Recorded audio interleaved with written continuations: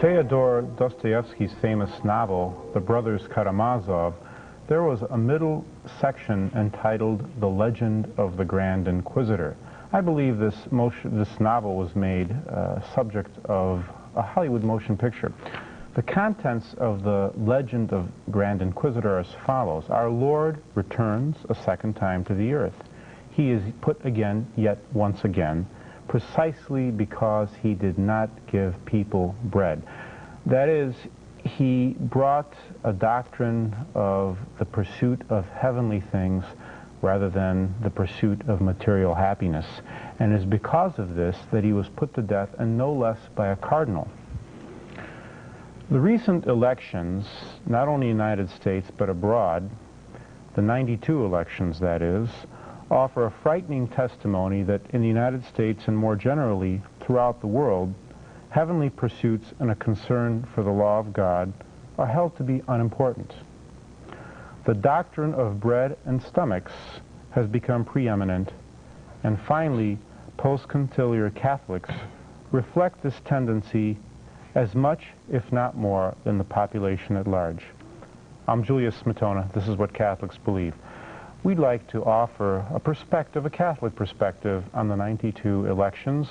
With me today are two priests who celebrate the traditional Latin Mass exclusively and have remained loyal to the traditions of the Church. Father Clarence Kelly is Superior of the Society of St. Pius V and Spiritual Director of St. Joseph's Novitiate, a congregation of traditional Roman Catholic sisters. Also with me are Father William Jenkins, publisher and editor of The Roman Catholic magazine and pastor of St. Therese of the Child Jesus Church in Parma, Ohio. Reverend Fathers, I don't believe that in the history of the United States that there has ever been a president who was elected who more openly and brazenly espoused a doctrine and held positions which were completely contrary to the law of God, and yet he was in fact elected. What do you make of this fact? How significant is this? I think the most important thing in the minds of the people was the economic thing. You can just compare, for example, the popularity of George Bush a year before the election. A year before the election, it was inconceivable that he would lose, and yet within a relatively short time, he fell into great disfavor with the American people. And the question is, how could it be that someone who was regarded as a hero one year, following years looked upon as someone that just simply has to go, and not only does he have to go, but that someone of the caliber of Bill Clinton would be seen as a preferable choice? I think it's an indication that there is a supreme principle which governs and guides the thinking of the people, and that supreme principle is bread and circuses. If you give them bread and circuses, they're happy, they're willing to put up with things that otherwise they would not be particularly pleased with. You might even consider from that analogy that President Bush was like the Roman gladiator who one week was very popular and the next week he did something and that was it. Thumbs up one week, thumbs down the following week, and for that simple reason. The simple reason was the economic situation. That's very worrisome, because it was Karl Marx's concept of man, that he was an economic animal, that everything else in life depends upon his stomach, that even his religious principles are created in order to serve his own stomach and to enable him to dominate over others. And considering the way the elections went, you'd actually believe it has become true of the American people, or many of them, that they are Marx's man, that they are the communist man who lives for his stomach, and all other issues are secondary. Russia will spread her errors. Well, I'm afraid that's possibly come to pass, and I don't think it's a coincidence either that Bill Clinton is elected so shortly after the fall of the Berlin Wall. Because whereas some are saying that the fall of the Berlin Wall symbolizes the conversion of Russia, which Our Lady promised as the result of prayer and penance, I think the fall of the Berlin Wall actually symbolizes that the time of mercy is past, that what Our Lady warned at Fatima, that Russia would spread her errors throughout the world, has in fact come to pass. And that's why the wall has come down, because there's no really essential difference between the principles governing the East and the principles governing the West. I think now it's come down to simply a matter of individuals and individual families saving themselves by fidelity to the Rosary and to the faith. But as far as the nations of the world go, I think they pretty much sold themselves out. I think that's a good analogy. The analogy of the Berlin Wall. You could, in a certain sense, look upon the Berlin Wall as something to keep out dangerous principles from the East. And now there is no need to keep out the influence of the West from the East, because they are the same. It's totally a materialistic principle. But I think what really shows that we have reached a new low in this particular question is the fact that here you have a man who is a draft dodger, someone who is demonstrating against the United States of America in a foreign country, and who is a devoted advocate of so-called gay rights. I mean, you're talking about an abomination. You're talking about something that Moses prescribed the death penalty for. You're talking about something which in the eyes of God cries out for vengeance. And here, the candidate of a major party in the United States openly professes his sympathies with this perversion, and as far as the American people go, it doesn't matter. Only 13% of the voting population indicated in the '92 elections that the moral issues were important to them and that they influenced in the way in which they voted. This is a kind of a striking statistic, I think, that there's such apathy and a contempt for the moral law. Because their gods have become their stomachs, or their stomachs have become their gods, as St. Paul says. It's something to think about that we are now sending troops also to Somalia. Here in November 1992, we're sending troops to Somalia, and at the same time, we're going to have 1.5 million children put to death in this country. Now, we have the images coming to us on the television screen of the poor, starving children of Somalia. And this, of course, tears the heart out of any normal human being. But when a pro-lifer who was running for a state congressional seat in Indiana tried to put images of aborted children on the television screen, he drew the wrath of the viewing audience down upon him, because they thought this was a terrible thing for children to have to see. There are probably more of these children going to be put to death in this country in 1 year than will die in Somalia as a result of starvation. The war is actually going on here. If there is to be a war in Somalia, I honestly believe it will be the result of the moral perversion going on throughout the world, and notably in our own country. You know that the polls indicated, or rather the surveys indicated, that President Clinton was favored over former President Bush by Catholics 44 to 36%, and candidate Ross Perot, another aggressively pro-choice candidate, received another 20%. So we had a situation where Catholics, by a margin of 64 to 36, favored candidates who blatantly and aggressively flaunted the law of God and promoted something which was in direct opposition to his law. What do we make of this, and what's responsible for this? Actually, if you were to do a survey of Catholic people, nominally Catholic people in the United States of America, you would find that even a greater percentage than the combination of those two groups is in favor of abortion in some cases. It's actually higher. But what it does tell you is that the Catholic people in this country are essentially no different from the other people. That's what it says. That the standards, the ideals, the principles, the goals, the values of the general population is essentially no different from Catholics. In fact, in some instances, you might find that the standards and the values of Catholics is lower than the non-Catholics, in any case. A National Catholic magazine recently published poll results The survey showed that 13% of Catholics questioned are against abortion in all cases. Only 13%. That's amazing. Well, it's not amazing in the context of the reform of Vatican II. It's perfectly consistent with that reform.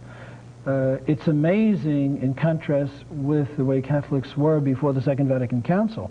But all you have to do is to consider the opening speech to that council by John XXIII, and what he proposed was so radical that it's hard to believe that so many people missed it. In fact, it's hard to believe that many of those bishops did not stand up at the council and shout no, because what he proposed to do was not the reform of one doctrine or another doctrine of the Church. He actually said, we're going to make a distinction between the deposit of revelation and the way this revelation was taught. And now we're going to, after having separated these two things, we're going to apply to the deposit of revelation modern methods and techniques of the literature. And then we're going to come up with a new expression. Now, for most people that may not sound radical, but from the perspective of a Catholic point of view, that is taking an axe to the tree of Catholic dogma. Once you destroy dogma, then morality goes down the drain very quickly. There was a group of evangelical Protestants who did not meet with much success, saying that it is sinful to vote for then-candidate Bill Clinton. A few Catholic priests may have echoed similar sentiments, and they were essentially shouted down by the powers that be within the post-conciliar church. Is it sinful to vote for a candidate like Bill Clinton? Oh, and absolutely. Absolutely it is. And I don't think Father Kelly and I would even think it necessary to tell our congregations that they would be wrong to vote for Bill Clinton. I would hope that everybody who would attend the traditional Mass would have the sense enough to know how wrong that is. Mm-hmm. Any candidate who favors the wanton destruction of innocent life is obviously not a fit candidate for any elected office. In fact, there's no essential difference between somebody who's advocating murder and somebody who's advocating abortion. Could you more generally explain the responsibilities of Catholic voters and Catholic officials? Are there any kind of guidelines that the Church has given throughout the ages to the electorate? Well, the Church doesn't say vote for this person or that person. In fact, in the United States, the Church can't do that because there are certain rules and regulations which have been put into place by the government which restrict the Church in what it does and what it says from that point of view. You have to, as a Catholic, vote according to the moral law. You have to vote for those candidates that promote the law of God. Almighty God is the one who is in charge not only of the Church but also society. Government receives its jurisdiction and authority from God. Government does not receive its authority from the electorate. The particular form of government that a society may have, whether it is a republic-type government or a monarchical government, whatever the case may be, that's simply a mechanism for determining who will hold the office, but the authority comes directly from God. The people of the United States, for example, when they elect congressmen or senators or a president, they do not pool their authority and confer that authority on the president. It's just a mechanism for determining who will rule. His authority comes directly from God. He answers to God, and therefore the man that a Catholic would vote for must be a man who is in accord with the law of God, someone who's not going to undermine the law of God, especially in so radical and dramatic a way as President Clinton. President Clinton, you have to understand this, he stands for the slaughter, the murder, the dismemberment of helpless, unborn children by the hundreds of thousands. That's a monstrous crime, a horrible crime. He stands up as a spokesman for perversion, for corruption, for the very things that brought down the wrath of Almighty God in Sodom and Gomorrah. He is a spokesman for sodomites. And anyone who has any notion of right and wrong, of true and false, of the law of God, of the commandments of God, who would consider voting for someone who stands for the slaughter of unborn children and for the cause of sodomites, there's something seriously wrong.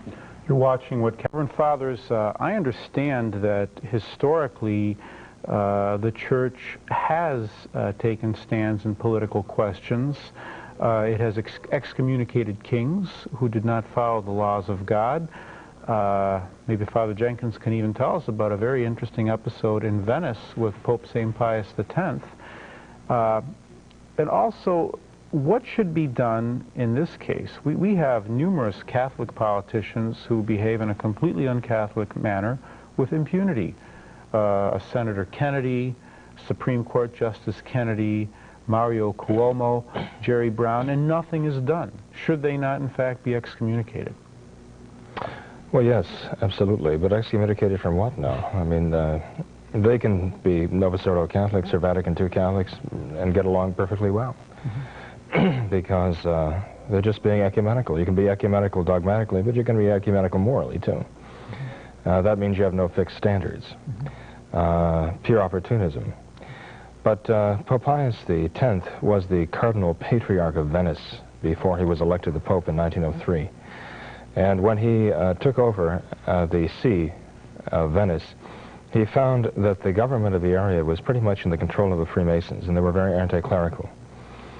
And his objective in becoming the Archbishop of Venice was to rally the Catholics again and to insist that as Catholics they took their political rights seriously and didn't allow the government to initiate all kinds of anti-Catholic legislation to hamstring the Church. And by prayer and by political action, he so rallied them that the anti-Catholic Freemasons were turned out of office, that those who loved the Church and loved the faith were put in control of the government over a Catholic population, and that they were able to overturn many of the, or all of the anti-clerical laws. So the people finally had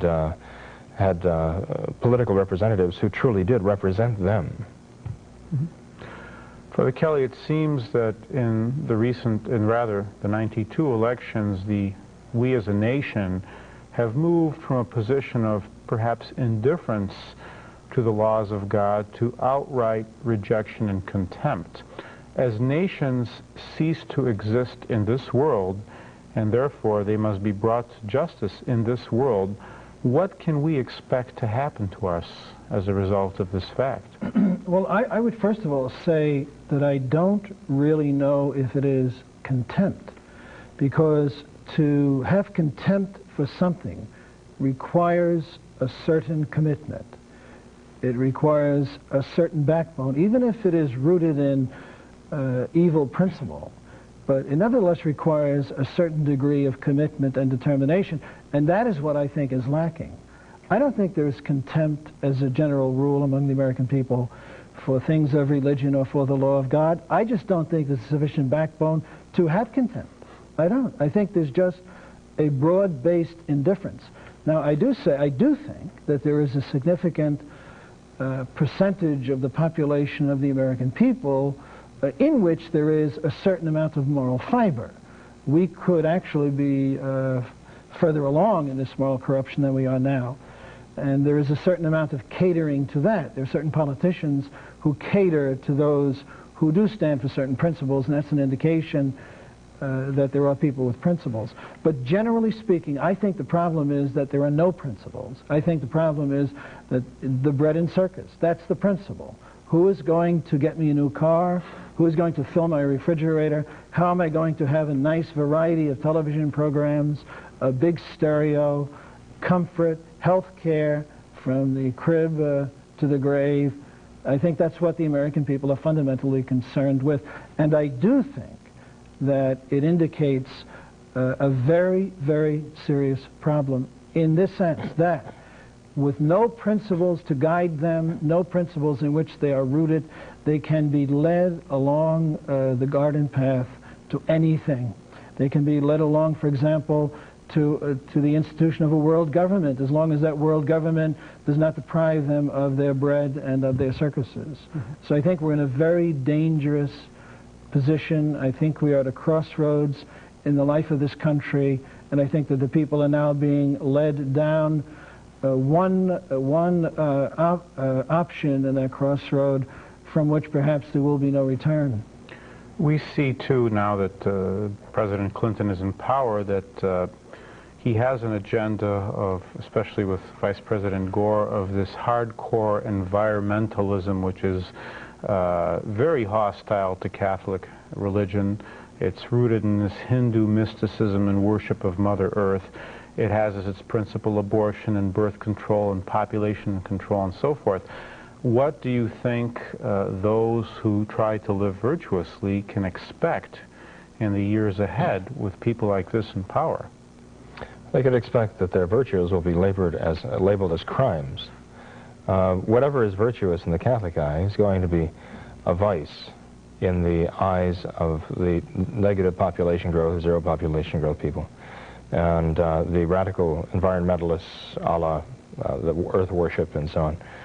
So I would expect that in short order we're going to find laws that make it very, very difficult for us to practice our faith and to live morally in the eyes of our faith. And there will be an increasing encroachment on the rights of the people right across the board, because what is behind all of this, there's a common thread which runs through all of it, is control. Is government control over every facet of our lives, because ultimately, in order to establish tyranny, you have to have control. And that's what's behind this, to control everything. You know, it's interesting talking about control. Father Garrigou-Lagrange, the great Dominican theologian, said that the desire to control others is a very evil desire, and it's a manifestation of pride. And if anything, pride is a condition of the world today. It's the spirit of the devil. That's right. And the devil seeks to. Right, but these people have the attitude that they have a better idea. In their arrogance, they believe that they're so clever, they're going to create a kind of world paradise and overcome all of the problems that societies have been suffering since the beginning of the world and since the fall of man. So I think it's the same attitude that they had at Vatican II. The bishops got together, and some of them had the idea that they had a better way, that the church had been wrong all those years, the approach was all wrong, and now we're going to take over and we're going to show them that there's a better way. And we're going to introduce a kind of new springtime or paradise in the church. Well, we see the results of that. The same results are going to come from this attempt to establish a new world order, paradise on earth. Mm-hmm. You know, it's not generally known that, or perceived that when Antichrist comes in the apocalyptic times, he will initially be embraced. And when one looks on the 92 elections, say in Lithuania, where so-called former communists were elected over anti-communists because of economic difficulties, and they promised the people bread, we have the election over President Clinton over former President Bush, who was perceived at least to be a moral person and to uphold to a certain extent traditional values. Does this not perhaps foreshadow what's going to happen down the road when this person, the ape of God, the Antichrist, will very aggressively promote ideas and laws which are completely foreign to the things of God, and he will be embraced by the people? I think, first of all, we should say that while it is true that President Bush at least overtly advocated certain principles and positions which would be more in accord with the moral law of God, we have to admit that President Bush was a devoted believer in the New World Order. You have to remember that. And this New World Order, he made very clear, would be a world government controlled militarily and politically by the United Nations. And so that is a formula for tyranny. There's just no question about that. Right. But I do believe that this combination, the combination of the toleration of great evil on the one hand and the willingness to do that in exchange for payment of bread and circuses, is precisely the atmosphere that will prepare the world for the coming of the Antichrist. Because he will do those two things. He will do very evil things, and at the same time, he will give the world bread and circuses. Father Jenkins. The McIlvany Intelligence Advisor also says that there are enormous concentration camp-like compounds that have been set up around the country, which are not generally known to the population. They're empty now, and he wonders what possible use could they have for the future. Well, I think we're going to see that very soon. Anybody who would oppose the New World Order is going to be severely abused. The whole concept of life shown in the abortion industry now is a Marxist idea that life exists for the sake of serving the community. If it's not wanted by the community, then it's not useful. It's not. It has no value. The only solution for this is to fulfill Our Lady's request at Fatima, to pray and do penance. You've been watching what Catholic